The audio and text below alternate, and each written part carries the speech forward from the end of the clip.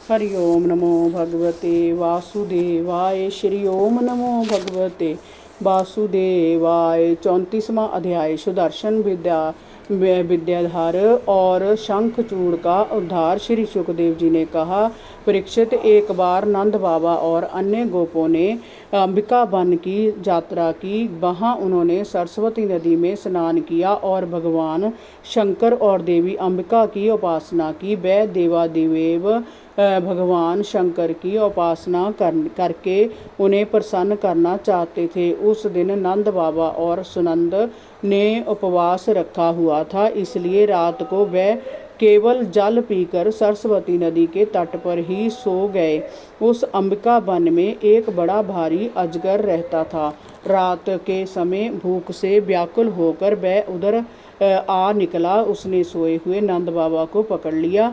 उसके पकड़ लेने पर नंद बाबा चिल्लाने लगे, बेटा कृष्ण, बचाओ मुझे, इस संकट से उभारो, जय अजगर मुझे निगलने जा रहा है। नंद बाबा का चिल्लाना सुनकर सबके सब गोप एकाएक उठ खड़े हुए और नंद बाबा को अजगर के मुंह में देखकर घबरा गए। वे सभी अधजली लकड़ियों से उस अजगर को मारने लगे। तभी श्री कृष्ण वहां पहुंच गए। उन्होंने अजगर को लात मारी। उनके चरण के स्पर्श से उस अजगर के सारे पाप नष्ट हो गए और वह उसी क्षण अपना अजगर का रूप छोड़कर एक सुंदर विद्याधर बन गया। उसके शरीर से दिव्य ज्योति निकल रही थी और उसने बहुमूल्य वस्त्र व अलंकार धारण किए हुए थे। उसने हाथ जोड़कर भगवान को प्रणाम किया और बोला, प्रभु, मैं सुदर्शन नाम का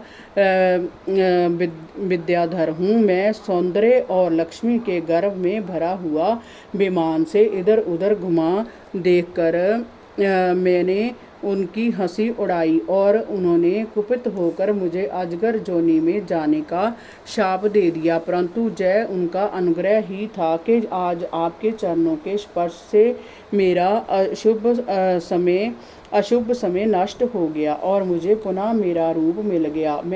हे प्रभु, जो लोग मृत्यु के भय से भयभीत होकर आपकी शरण लेते हैं, उन्हें आप समस्त भयों और संकटों से दूर कर देते हैं। मैं भी शाप मुक्त हो गया हूँ और आपकी आज्ञा से अपने लोक में जाने की अनुमति चाहता हूँ। हे भगत वत्सल, हे महाजोगेश्वर पुरुषोत्तम, मैं आपकी शरण में हूँ, मुझे आज्ञा दीजिए। हरि ओम नमो भगवते वासुदेवाय।